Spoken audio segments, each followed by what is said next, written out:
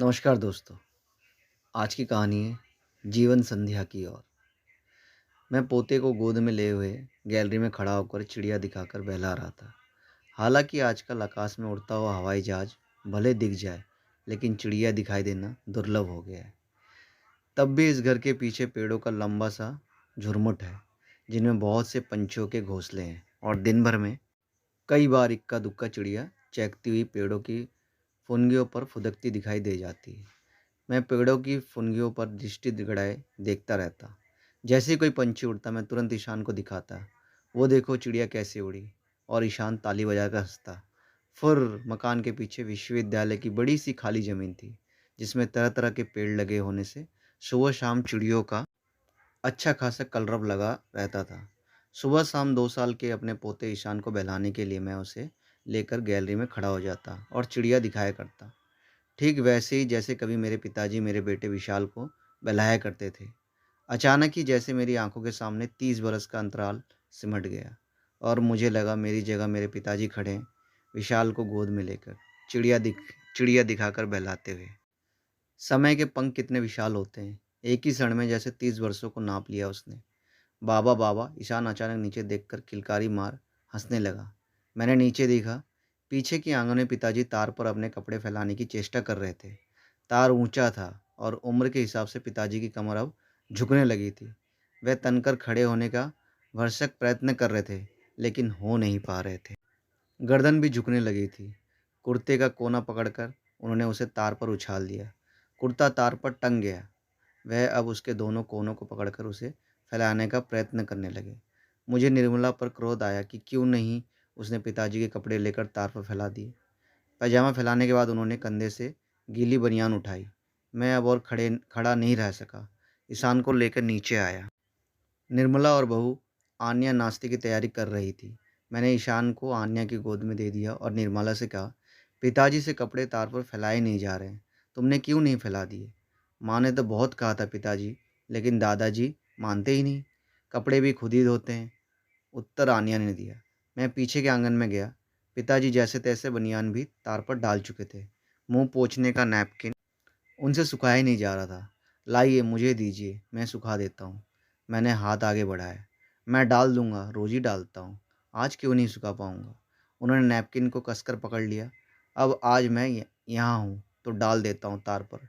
मैंने उन्हें इस तरह से कहा कि उनके अहम को ठेस ना लगे। उन्होंने भी मेरी ओर ऐसी दृष्टि से देखते हुए मुझे नैपकिन थमाया, मानो मुझे जता देना चाहते हों कि मैं तो सूखा सकता हूँ, लेकिन तुम ज़िद कर रहे हो इसलिए दे रहा हूँ, वरना मुझे कोई दिक्कत नहीं है। मैंने कुर्ते और पजामे की सिलवटें हटाकर ठीक से फैला दिया। नैपकिन को ऐसे नहीं, ठीक से फैलाओ, ऐसे आड़ा करके, उन्होंने हाथ से इशारा करते हुए बताया।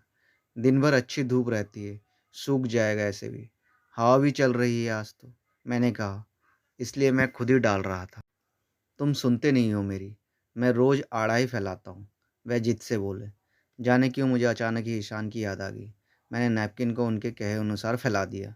उनके चेहरे पर आश्वस्त की और अपनी बात माने जाने की एक संतुष्टि भरी मुस्कुराहट आ गई।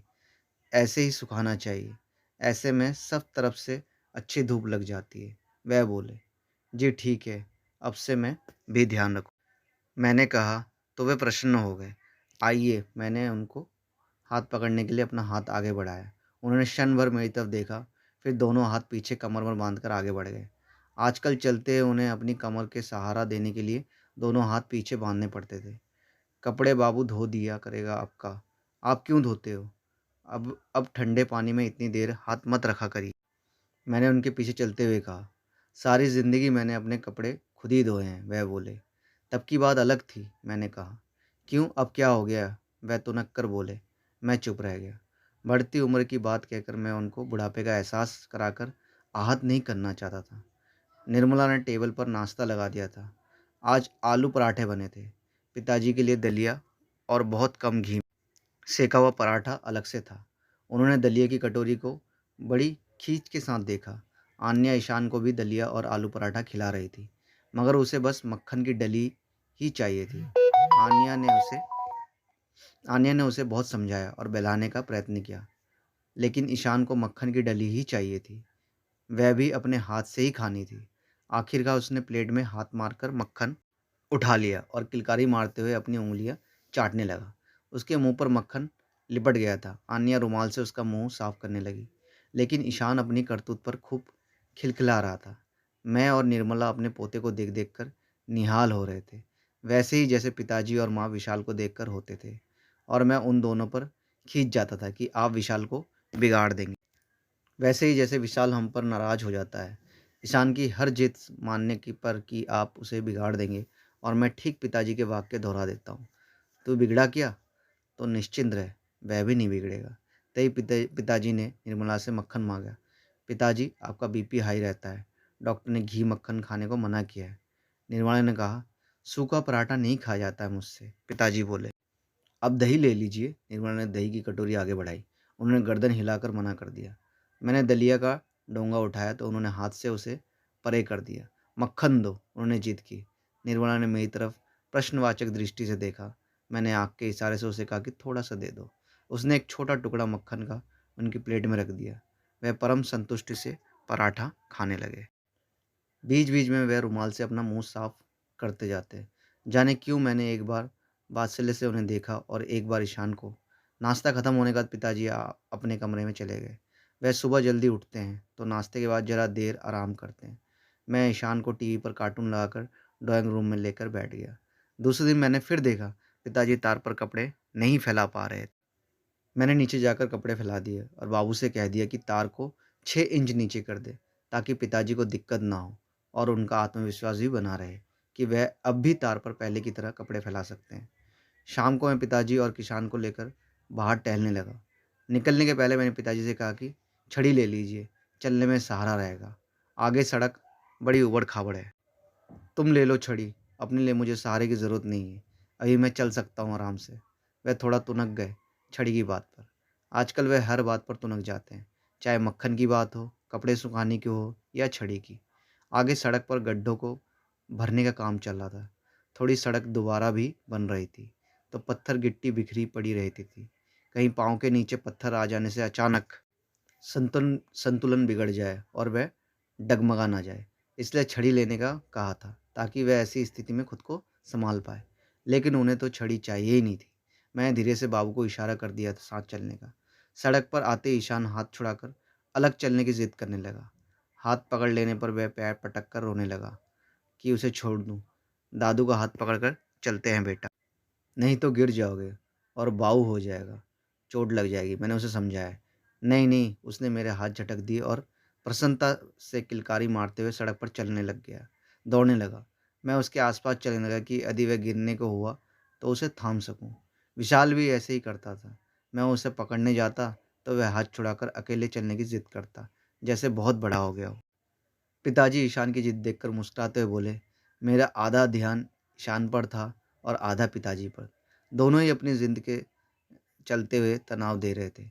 ईशान कभी दोनों हाथ फैला देता, कभी ताली बजाने लगता। डगमगाते कदमों को संतुलित करने के लिए उसके हाथों की भंगिमा भी लगातार बदल रही थी।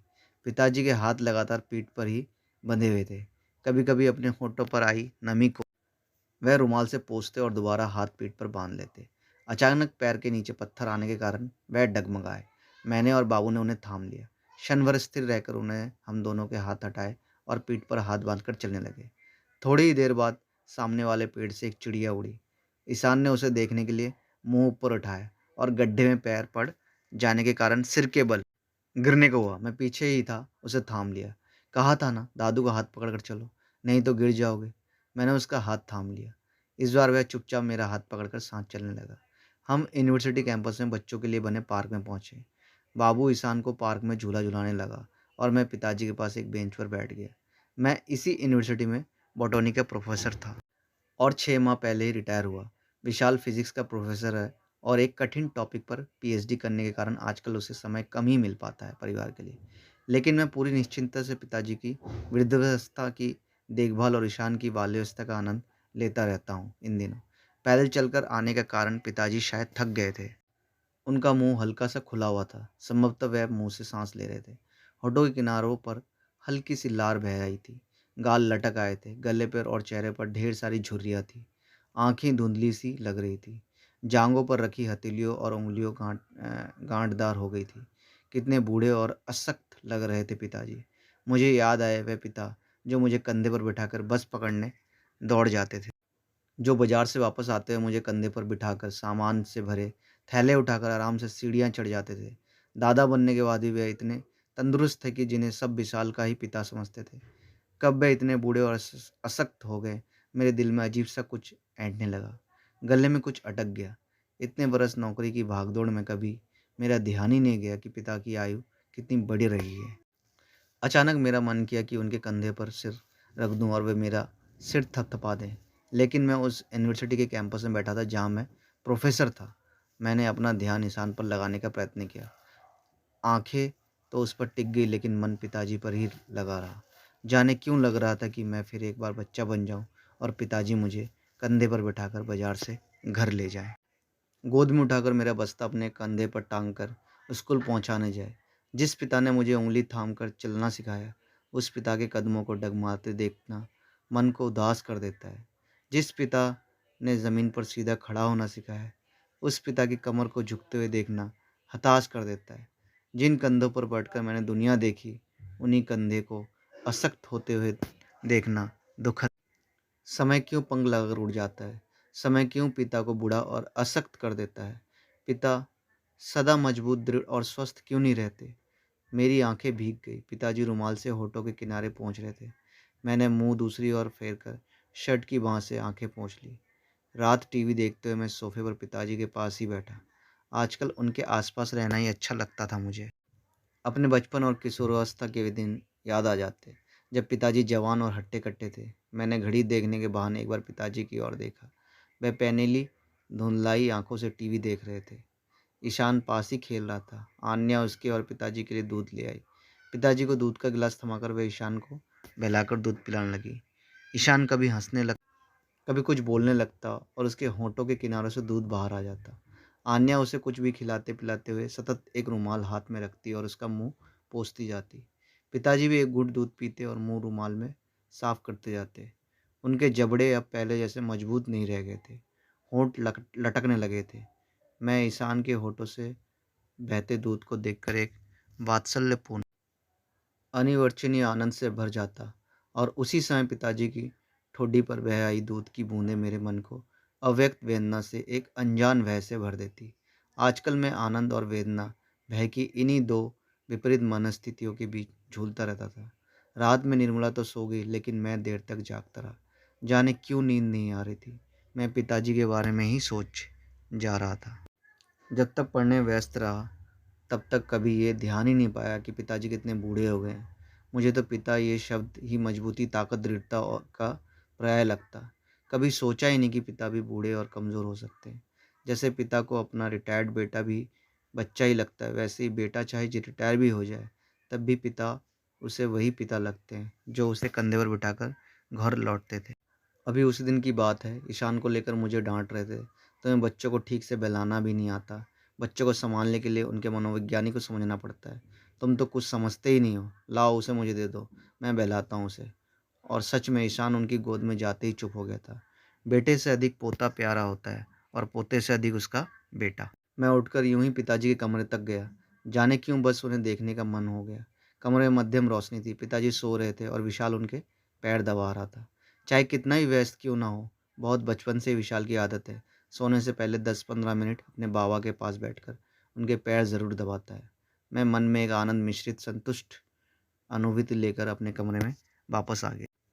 अपने दिए संस्कार सार्थक लगे मुझे। कुछ दिनों बाद एक दिन शाम को मैं ईशान को लेकर गैलरी में खड़ा था। शाम को सभी पंछी घर लौट आते हैं तो पेड़ों पर और आसमान में पंछियों की अच्छी चहल पहल रहती है। ईशान पंछियों को देख देख कर खूब खुश हो रहा था। अचानक मेरा ध्यान नीचे चला गया। आंगन में पिताजी तार पर से अपने सूखे कपड़े निकाल रहे थे। तार 4 इंच और नीचे करवा दिया था मैंने, लेकिन अभी पिताजी के लिए वो ऊंचाई पड़ने लगा था। मेरे सामने पश्चिम दिशा में आसमान में सूरज डूब रहा था। ढलते सूरज की ललछोई काली में पिताजी भी ढलते से लग रहे थे। दिन के अवसान काल में सूरज ढलने लगता है और जीवन के अवसान काल में पिता ढल रहे थे। सूरज तो आज ढलकर कल पुनः उग जाएगा, लेकिन पिता सूरज की तरह नहीं ढलते। वह तो एक दिन ढल ही जाते हैं। मैं देख रहा था शायद से अपने पिता को ढलते हुए और कुछ नहीं कर पा रहा था। मैंने ईशान को कसकर छाती से लगा लिया। मेरी आंखें भर आई और आंसुओं के नमी के बीच से ढलते पिता की मूरत और धुंधली हो आई। क्यों ढल जाते हैं पिता? हमेशा क्यों नहीं रहते? किंतु यही प्रकृति का नियम है। नए के स्वागत के लिए पुराने को ढल जाना होता है। किसी दिन पिताजी ने अपने पिता को ढलते हुए देखा होगा। एक दिन विशाल अपने पोते को गोद में लेकर मुझे ढलते हुए देखेगा। मैं सीढ़ियाँ उतरकर नीचे चला आया, तार से पिताजी के कपड़े निकाल दिए और फिर ईशान को गोद में लेकर उनके पास बैठ गया। अपना सिर मैंने बहुत धीरे से उनके कंधों पर रख दिया। वह मुस्कुराते हुए कांपते हाथों से मेरा सिर थपथपाने लगे। धन्यवाद।